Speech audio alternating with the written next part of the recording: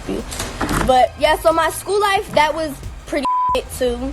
You know, my mom's always been, you know how she is. So my childhood just was not regular. Like, I've dealt with so much shit that a child should not have to deal with. So when y'all ask me why I act grown and why this and why that, take a second to maybe learn about me. You got a question, ask it. Y'all, Bhad Bhabie been through it for real. Like, yeah, we all knew she had a wild past, but turns out it was way deeper than we thought. She kept a lot of it bottled up for years, but now she's finally speaking out. And what she's spilling, ooh, it's messy. She's basically saying the people she once called family were actually the ones who hurt her the most. Like, imagine thinking your own blood got your back and then boom, they're the main ones causing the trauma. And the way she's opening up now, it's raw, it's emotional, and honestly, kinda heartbreaking. But we got you with all the tea, so keep watching because we're about to break it all down. Alright, so Bhad Bhabie just had one of her most emotional interviews yet, and it's hard to hear. She sat down with Ari Fletcher on the Dinner with the Don podcast and opened up about some of the darkest moments of her childhood in an episode that aired on April 11th. She revealed that between the ages of 3 and 6, she says she was allegedly tortured by her mom's ex-boyfriend. And get this, she claims that she tried to speak up, reporting it to her mom and even the police, but nothing was done. She said it herself, nobody ever goes to jail when it comes to me. So did he go to jail? No. Why not? I don't know. You didn't press the issue? Nobody ever goes to jail when it comes to me. Why do you think that? I don't know. They just never do. Both people that did something to me never went to jail. Then, the conversation took a turn when Ari asked about another man, someone who had been in Bhad Bhabie's life, and she confirmed that this guy too had sexually abused her when she was a minor. The name was censored, but now fans on TikTok are doing some detective work to figure out who this guy might be. She said after she told her mom, Barbara Ann Bergoli, about the molestation, Barbara did break up with the boyfriend, but that was it. No threats, no rage, no fighting fire with fire. Just ended it and moved on.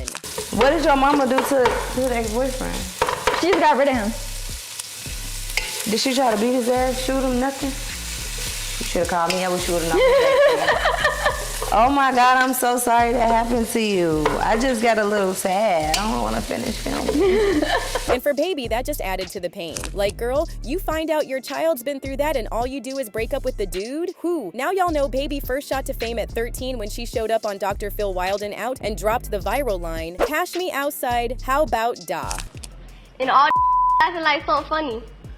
She's talking about the audience, that they're laughing at her. Did you say the laughing? Yep. So the audience are a bunch Yep.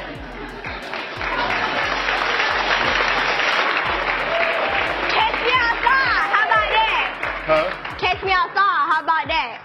Catch you outside. That clip had the whole internet talking, but behind the scenes, things were way deeper than a viral moment. She was brought on the show by her mama who said she was stealing cars, being violent, and totally out of control. And what was the solution? They shipped her off to this place called Turnabout Ranch in Utah, a troubled teens facility. Yeah, one of those places. Ari Fletcher didn't hold back and asked Bhad Bhabie straight up if she thought shows like Dr. Phil actually help anybody. And Bhabie? She didn't even pause. She made it clear she didn't believe in it at all. She said they didn't send the right person to that so-called program. It really shows how Bhabie feels like she was the one punished for things that weren't even fully on her. So what's going on with the dog?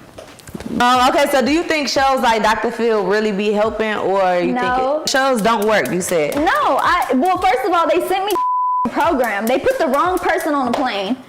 Huh? They needed to be putting my mama on the plane, not me. She was supposed to be there for 101 days, just over 3 months. But guess what? They kept her for 6 whole months, half a year, in a place she says she never should have been in the first place. Ari Fletcher brought up how Bhad Bhabie had already spoken out before about the trauma she went through at that Turnabout Ranch facility. And y'all, what Bhabie revealed this time just gets more disturbing. She died when I was there. One of the kids killed one of the staff members when I was there. What did they make y'all do? Shovel horse, ride horses, clean horses, shepherd sheep.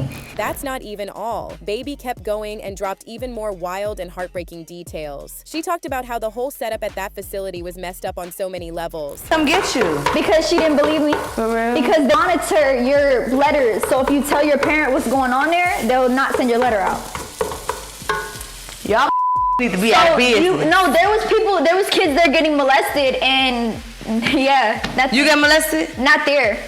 Then Fletcher asked her directly if she was ever molested at the facility. Baby said not there, but confirmed again that she was molested twice as a child. It's just heartbreaking to hear how much she's gone through and how long she had to keep all of it to herself. Now that she's finally speaking out, people are really starting to see the truth behind her past, and it's way darker than most ever realized. Some people in the comments were really feeling her story. One person pointed out, as someone with so much trauma, you can tell she holds a lot in and tries to disguise it with humor. Another person said, she's deaf misunderstood, and I applaud how strong she is. And honestly, can we talk about how much strength it takes to go through everything she has and still come out on the other side speaking her truth? It's been real chaotic in Bhad Bhabie's life lately, like she really hasn't been catching a break. Just last month, things got super serious when she had to call the police after 3 men allegedly tried to break into her house on a Thursday afternoon, March 6th. Yup, it was that crazy. And get this, her baby daddy, Levon, had just pulled up to her house minutes before the whole thing went down. Mind you, this was just a day after he got shot in the hand at a strip club in LA Hugh. The timeline is wild. According to law enforcement sources who spoke to TMZ, the suspects were supposedly trying to get in through Baby's side door. But by the time the police showed up, they had already dipped. Nobody could say for sure whether it was Baby or Levon who first saw the alleged gunmen. Either way, it was definitely a close call. Now Baby and Levon have had a rocky on and off kind of relationship. She's 21, he's 26, and they share a baby girl together, little Callie Love, who's just 11 months old. Her team later confirmed the cops did come by her home, but apparently they were also following up on leads from that same strip club shooting Levon was involved in. TMZ reported that Levon was released from the hospital on Wednesday and is expected to be fine after the hand injury. But it wasn't just him. Another person was also shot that night, taking a bullet to the shoulder. Thankfully, that injury wasn't life-threatening either, and they got medical help too. It's definitely been a whole lot for Baby to deal with in such a short time. Between speaking out on her past, dealing with drama at home, and now safety concerns, she's been through it all. But one thing's for sure, she's not holding back anymore. And whether you love her, hate her, or just now learning about her story, you gotta admit, it takes guts to lay it all out like this. Anyway, that's all for now, but we'll be keeping a close eye in case anything else unfolds.